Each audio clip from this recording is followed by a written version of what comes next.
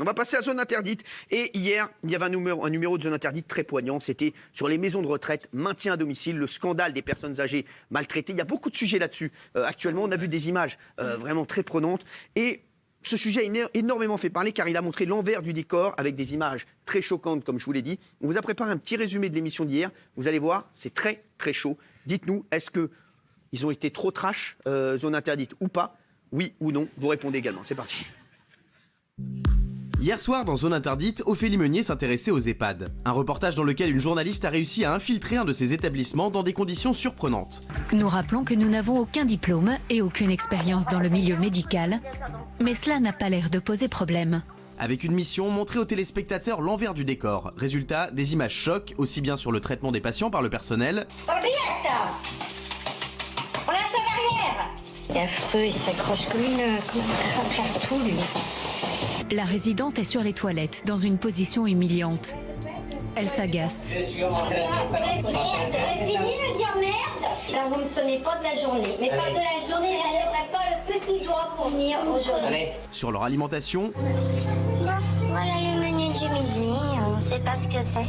C'est pas tellement délicieux, là. C'est dégueulasse. ou encore sur les séquelles qu'ils gardent de leur séjour. À cause de ces chutes récurrentes, le papa de Sophie est couvert d'hématomes et de plaies. Bref, un reportage qui n'a pas laissé indifférent de nombreux internautes choqués par ces images. Alors selon vous, ce documentaire était-il trop trash ? C'est vrai qu'il y a eu des images vraiment complètement folles. Alors oui ou non? Tiens Lolo, non. Je pense qu'au même titre que L214 est une assoce d'utilité publique, Oui. ça c'est formidable de le montrer. C'est horrible de le voir, mais c'est formidable de le montrer. Parce que c'est vrai, c'est la réalité. Parce que non, ça dénonce une certaine réalité. J'espère qu'il y a des maisons qui sont bien, malheureusement, elles doivent être très chères. Mais voilà, c'est inimaginable et c'est bien de le voir pour que les gens règlent les problèmes, quoi. C'est vrai qu'on parlait du travail des journalistes. Là, franchement, là, il y a eu un travail des journalistes incroyable. Ouais. C'est comme sur Envoyé spécial. Hein. Là, vraiment, il faut dénoncer ça. Vous avez été choqué, Jean-Michel Maire? Oui, parce que je trouve que ça ne reflète pas la réalité, comme vient de le dire Laurent. Il y avait plein de réalités dans le reportage. Attendez, laissez-le finir. Non, mais tu peux faire un reportage sur n'importe quel endroit, n'importe quelle société, n'importe quelle entreprise. Tu peux faire un reportage à charge et tu auras des images qui seront scandaleuses, qui seront horribles, etc. Ça ne montre pas le travail que font ces personnels. Je trouve qu'ils font un travail remarquable dans des conditions difficiles. Alors oui, il y a des... La plupart font un travail remarquable. Ils font un travail remarquable et on ne montre qu'à chaque fois que dans ce genre de reportage que les choses qui sont à charge. Pour une fois qu'une zone interdite ne montre pas des putes, moi je salue le travail.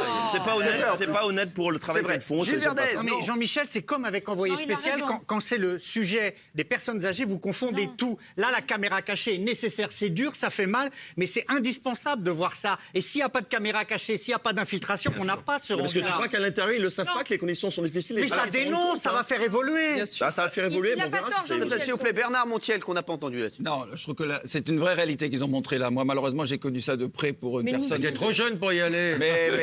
Mais j'y pense déjà et je regarde un peu les maisons. Ah oui, c'est vrai que scandaleux. vous regardez les maisons de retraite? Mais moi, je suis allé voir, oui, je suis allé voir pour des raisons personnelles, je suis allé voir pour mettre bien les gens que j'aime là où il faut. Ouais. Ça coûte très cher d'abord et ça coûte au minimum 2200 €. Je veux dire, ceux qui gagnent sont ceux qui construisent ces EHPAD. Exactement. Ils se font des bénéfices monstrueux. Il y a plus d'1,5 million d'aînés dépendants.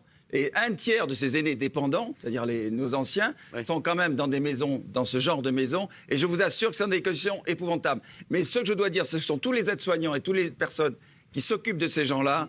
Ce sont des gens brillants, magnifiques, qui en ont ras-le-bol. Et il n'y a pas assez de personnel. Et voilà, c'est ça. Et donc, ils deviennent... Et la maltraitance, elle devient involontaire. Du coup, qu'est-ce que tu fais pour Drucker? Tu le places où alors? On l'embrasse d'ailleurs, Michel qui nous regarde tous les jours. Allez, les chéris, on va voir ce que vous en avez pensé de ça. Vous aussi, est-ce que vous trouvez que Zone Interdite est allée trop loin? 80% disent non et 20% oui, car il faut montrer ces dérives, bien entendu.